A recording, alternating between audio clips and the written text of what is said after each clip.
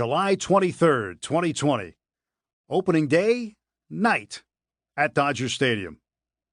Opening day always feels like the first day of school. I always look forward to it and am very much looking forward to opening day 2021, assuming the coronavirus is in control by then and the ballparks can be fully opened up. This opening day was different, however. Early in the day, it seemed like any other day. Nothing unusual, except understanding that no one can go anywhere without wearing a mask. Opening day is always best when it's an afternoon game. All the pomp and circumstance, the flyover, the anticipation of beginning the 162-game journey. The celebration of our national pastime and what it means is always well planned, and it is just so different than the atmosphere for the remaining 161 games, or in this case, 59. We hope. There is a certain feeling you get on that day, but today it was hard to fake it. In 2020, it was just Thursday.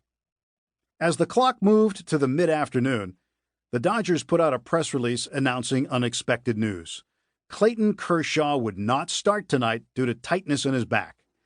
Kershaw had been in the weight room 2 days prior doing his regular routine and tweaked something. With no reporters or broadcasters able to mill around in the clubhouse, dugout, or field, the Dodgers had a much easier time concealing this news until a few hours before the matchup with the rival San Francisco Giants. The opening day start for Kershaw would have been his 9th, which in today's game is nearly unheard of. No Kershaw? No problem. The Dodgers roster is one of the deepest in the game. 22-year-old Dustin May would get the nod and was notified clandestinely the day before, so he would be ready to go. May, the tall, ginger-headed flamethrower, would become the first rookie to make an opening day start for the Dodgers since 1981, when Fernando Valenzuela did so.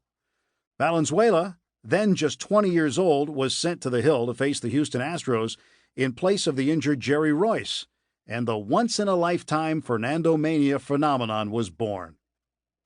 This wasn't anything like Fernando's coming-out party, but May certainly held his own, going opposite veteran right-hander Johnny Cueto.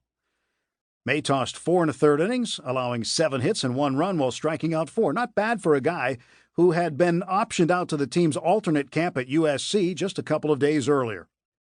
The Dodgers toyed with the undermanned Giants like they were a cat pawing at a helpless mouse, going on to win 8-1 to take the first game of the season.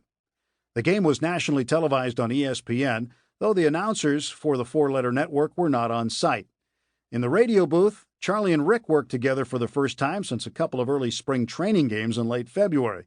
Charlie was set up at home in his command center/living room in Brentwood, while Rick, our producer, engineer Dwayne McDonald, and I were in the booth. After a brief pregame segment, I didn't have another responsibility until a segment in the postgame show. I sat in the front row of our suite, socially distanced from everyone.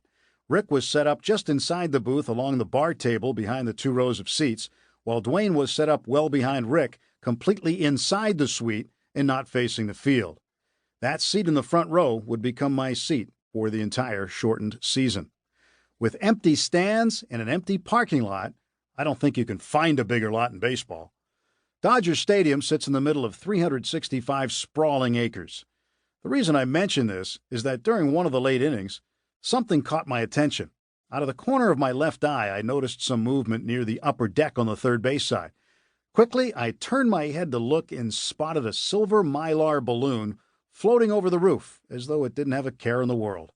It continued its slow, downward trajectory and ended up on the ground near second base.